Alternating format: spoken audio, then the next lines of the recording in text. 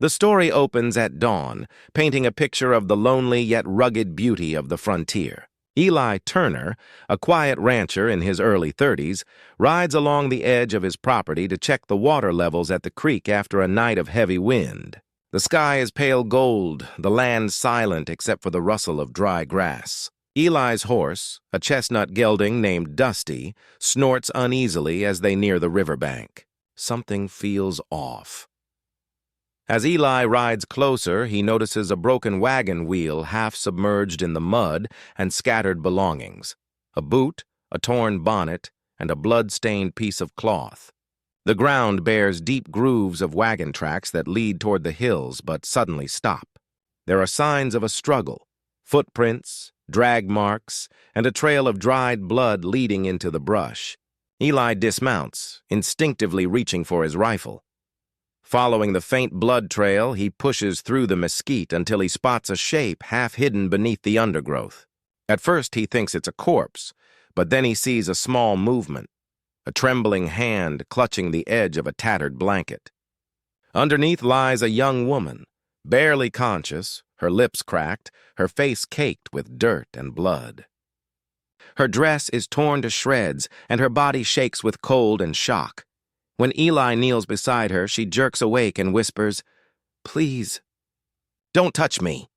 Her voice is hoarse, full of terror, and her eyes, wide and unfocused, stare past him as if seeing ghosts. Eli hesitates, feeling a mix of confusion and pity. He removes his hat, speaking softly, trying to calm her. He tells her he means no harm and just wants to help. But every time he moves closer, she flinches and pulls the blanket tighter around herself, as if it's the only barrier keeping her alive. He knows she'll die if left there. Her skin is burning with fever, her breathing shallow. Carefully, without uncovering her, he wraps his coat around her and lifts her into his arms. The woman's head falls against his chest, and she whispers something he can't understand, a single name or maybe a plea. Eli carries her to his horse, mounts up, and begins the long ride back to his ranch. The wind picks up and dark clouds gather on the horizon. Every few minutes she stirs and murmurs the same broken phrase, "Please, don't touch me." When he finally reaches his cabin, he lays her gently on his bed and stokes the fire. Only then, as he watches her shiver under the blanket, does he notice something strange. The pattern of the fabric is military issue, not the kind a frontier woman would carry. That single detail unsettles him. Eli doesn't yet realize it, but the woman he found isn't just a survivor, she's a message from a violent past he's tried to bury. And by bringing her home, he's already drawn danger to his door. The second part opens inside Eli Turner's small frontier cabin, a few miles from the nearest town of Dry Hollow. Rain pounds against the roof while the woman he rescued, still unnamed, lies motionless on his bed, wrapped tightly in the same military blanket. For 2 full days, she drifts in and out of fever, whispering fragments of words Eli can't understand. He nurses her with water, soup, and patience, never removing the blanket that seems to shield her not only from the cold, but from the world itself.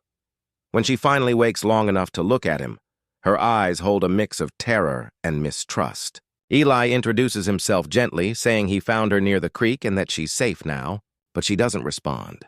Instead, she stares at the flames in the fireplace, as if lost somewhere far away. Every time he steps closer, she tenses, clutching the blanket tighter, muttering softly, Don't touch me."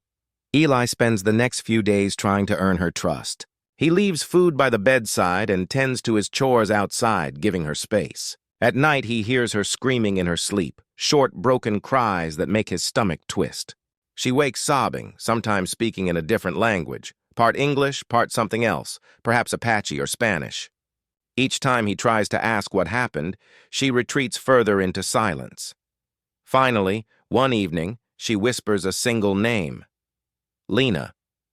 It's the first clear thing she's said. When Eli repeats it softly, she nods once and then turns her face away, as if saying it has cost her something. From bits and pieces of what she says afterward, Eli gathers that she was part of a wagon train that vanished somewhere between Yuma and Dry Hollow, one of those tragedies locals talk about in hushed tones.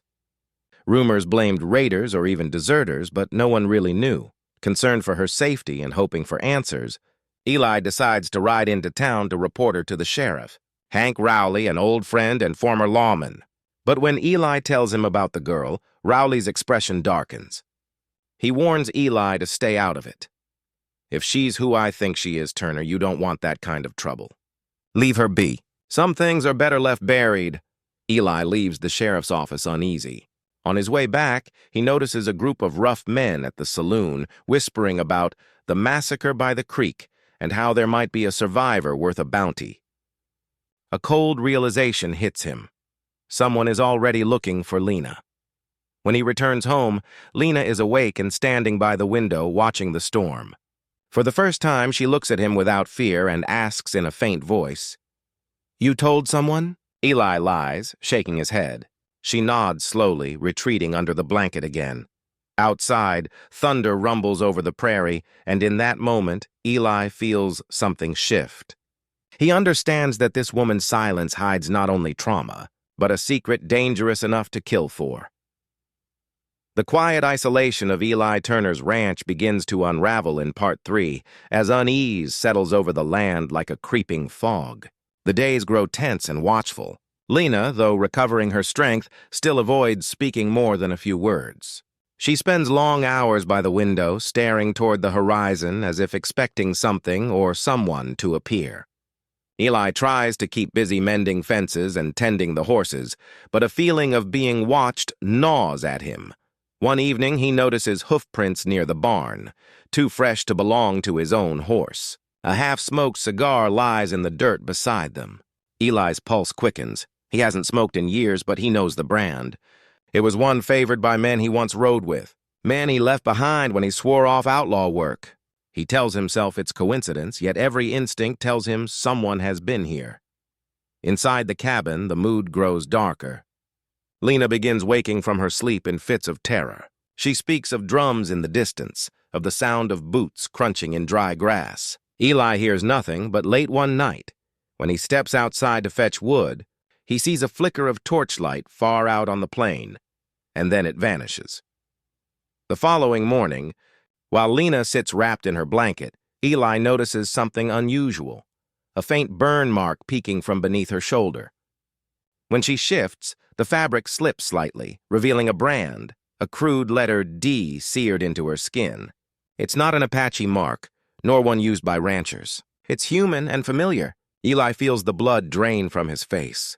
That brand once belonged to a group led by Clint Danner, a man Eli used to call his partner. Years ago, before he settled down, Eli and Danner worked together driving cattle across the border, but Danner turned vicious. When the drives ended, he shifted to smuggling and eventually human trafficking. Eli quit before it went that far, but he never turned him in. He buried that part of his life deep, until now. As realization sets in, Eli confronts Lena gently, asking where she got the mark. She freezes, tears welling up. "He said he owned me," she whispers. "Said if I ever ran, he'd burn me deeper next time." The name Danner passes her lips like poison. She trembles violently, clutching the blanket tighter. Eli steps outside, breathing hard, anger and guilt twisting inside him. The past he thought he'd escaped has found him again, and it came in the form of this broken girl. When he looks out toward the hills, he sees a distant column of smoke, thin but rising. Someone has lit a campfire out there. He realizes, with cold certainty, that Danner's men are nearby. They've come looking for Lena, their branded property. Inside the cabin, Lena whispers to herself in a hollow voice, "He'll find me." He always does. And for the first time in years, Eli loads his rifle, not for the hunt, but for war. Part 4 deepens the emotional and moral conflict in the story, as Eli Turner finally learns the full horror behind Lena's past and is forced to face the dark shadow of his own. The scene begins on a heavy, windless morning. The cabin feels smaller than ever, the silence broken only by the soft creak of wood and the crackle of dying embers in the hearth. Lena sits at the table, wrapped in her blanket as always, but her face looks different, resigned, hollow, as if she's accepted that safety is impossible. Eli, restless and unable to shake the guilt eating at him, finally sits across from her and says quietly, "You know who he is, don't you? The man who did this."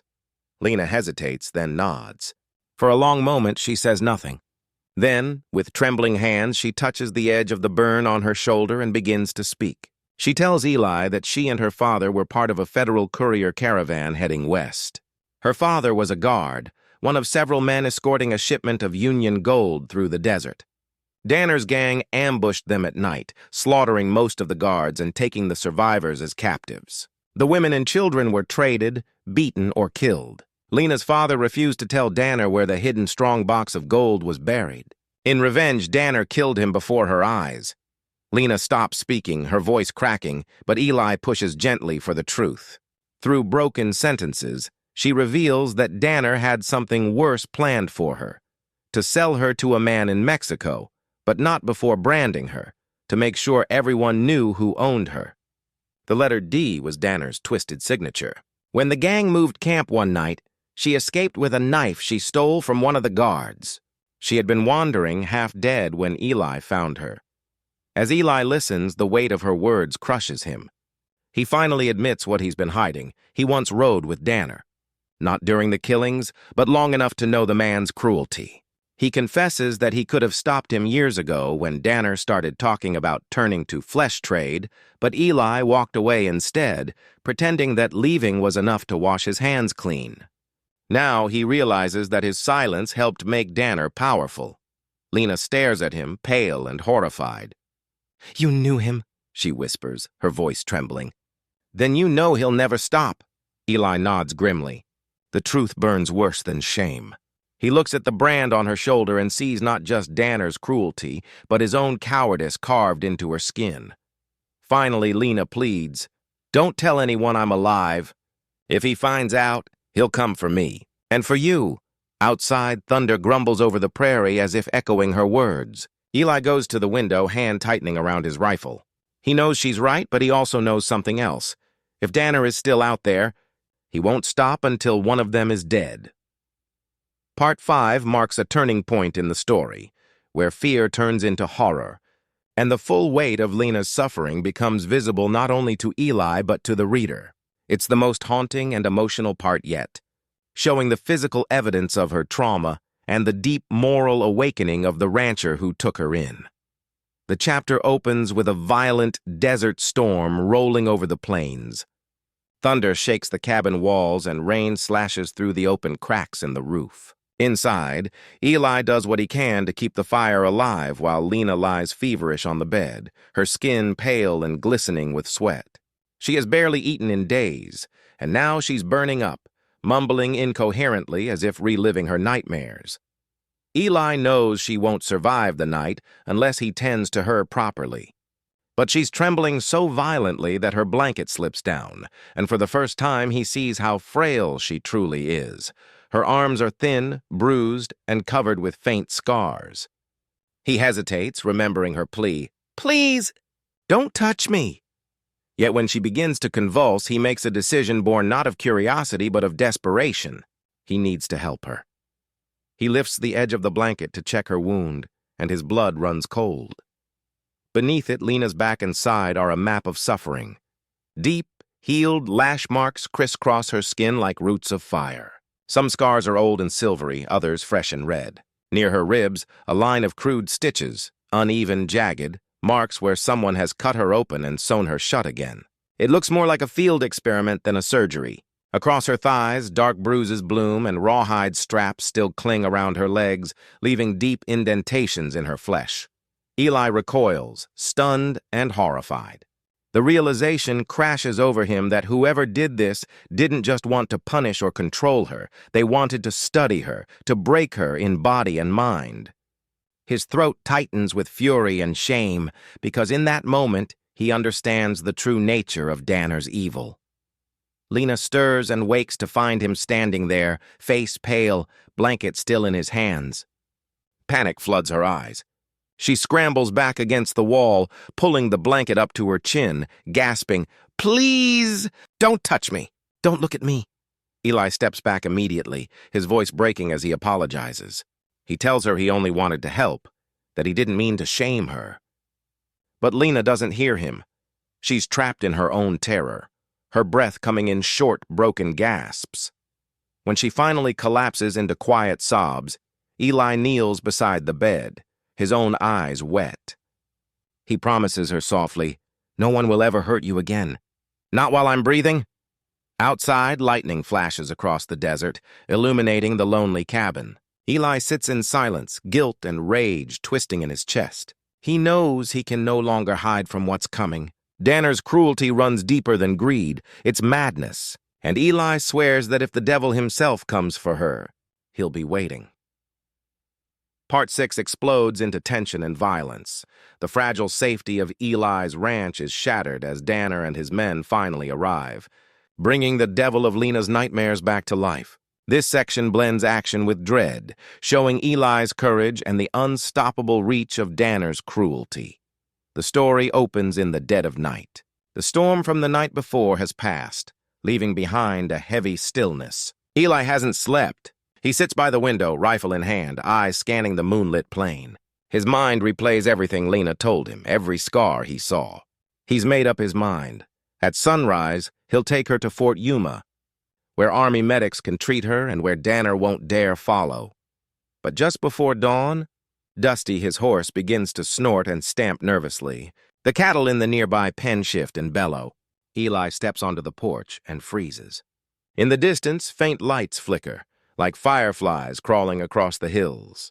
As they draw closer, he realizes what they are. Lanterns. Riders. A voice cuts through the wind, deep and confident. "Eli Turner! You've got something that belongs to me!" The name hits Eli like a bullet, Clint Danner. The man he once called partner, Eli hurries inside where Lena is sitting upright, eyes wide with terror.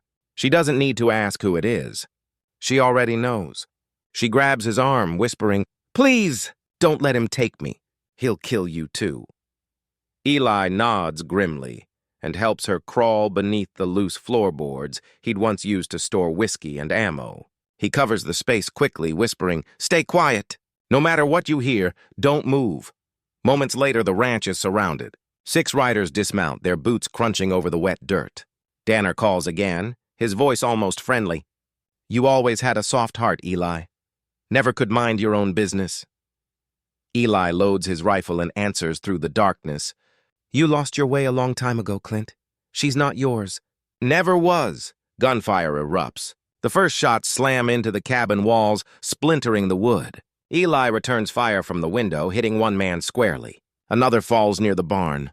The air fills with smoke, thunder, and the acrid sting of gunpowder. Danner laughs, a cruel, unshaken sound, and yells, "You're just delaying the inevitable!"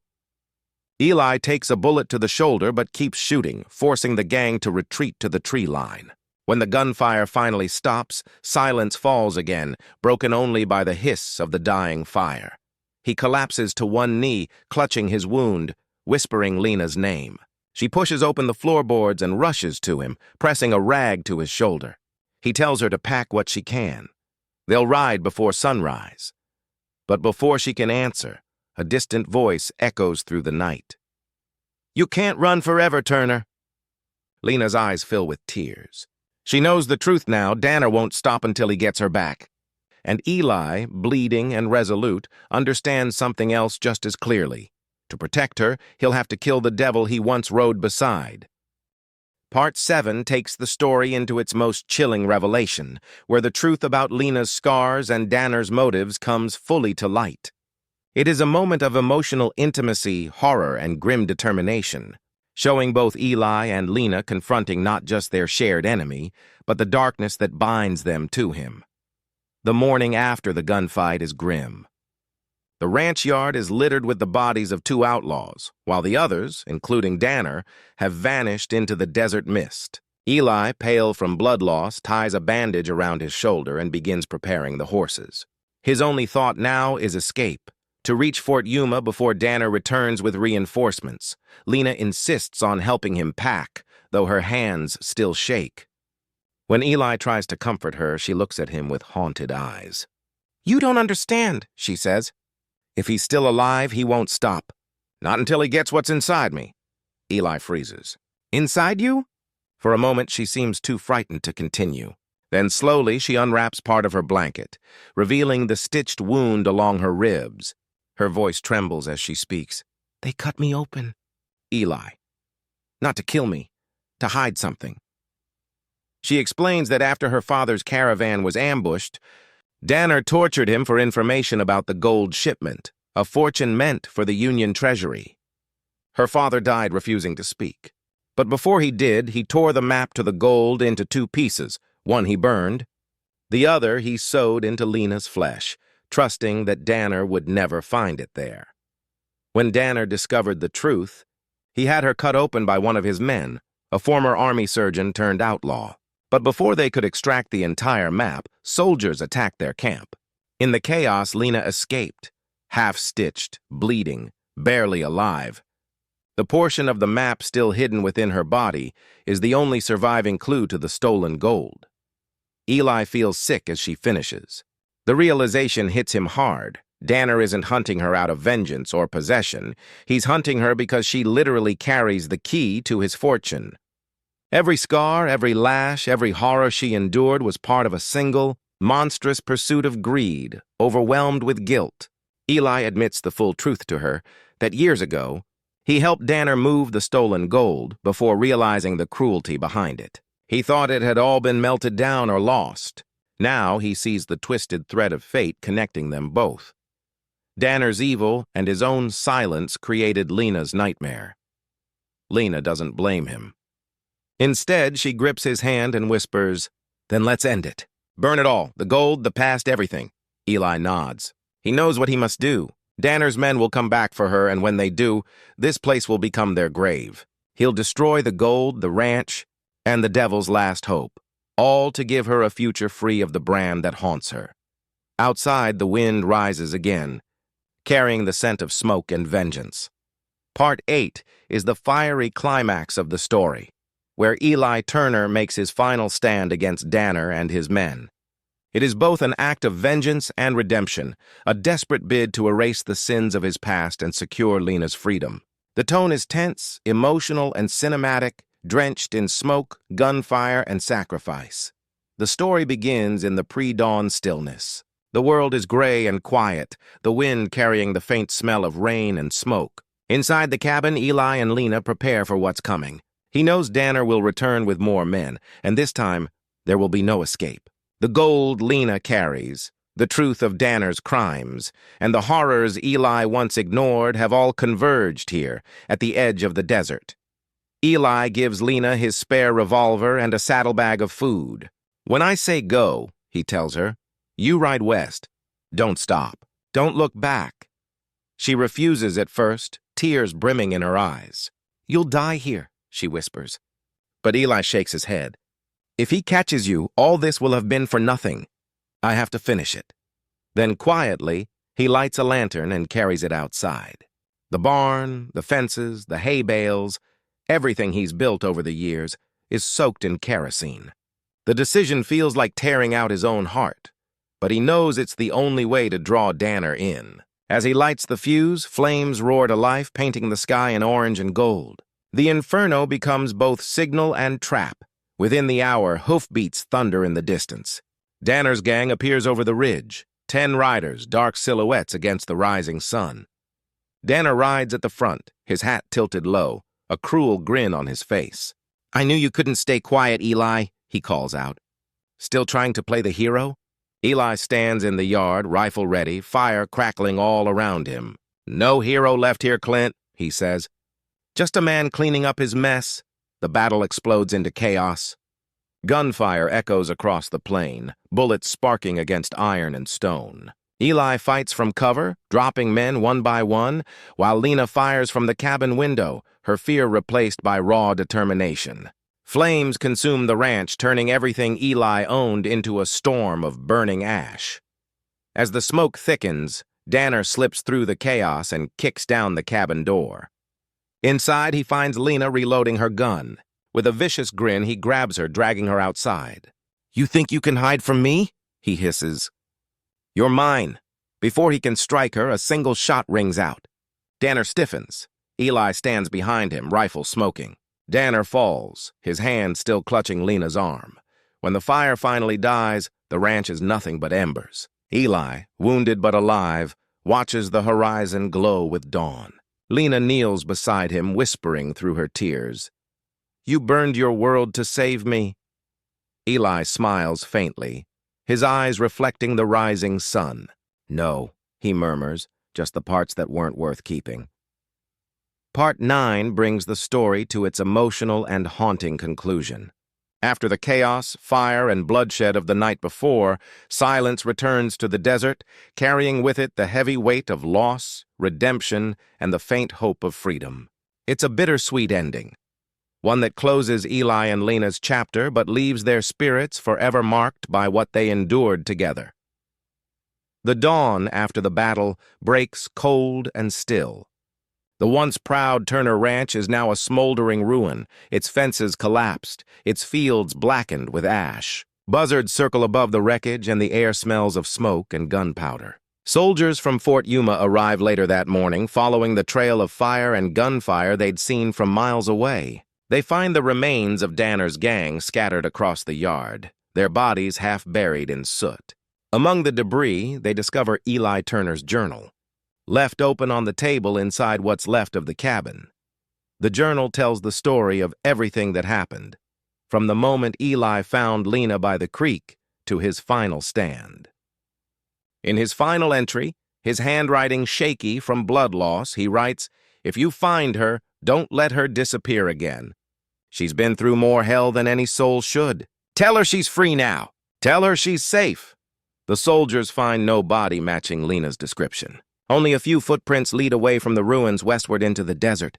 Miles away, Lena rides alone in a wagon driven by a kindly preacher and his wife, who found her wandering by the road at sunrise, clutching a blood-stained blanket.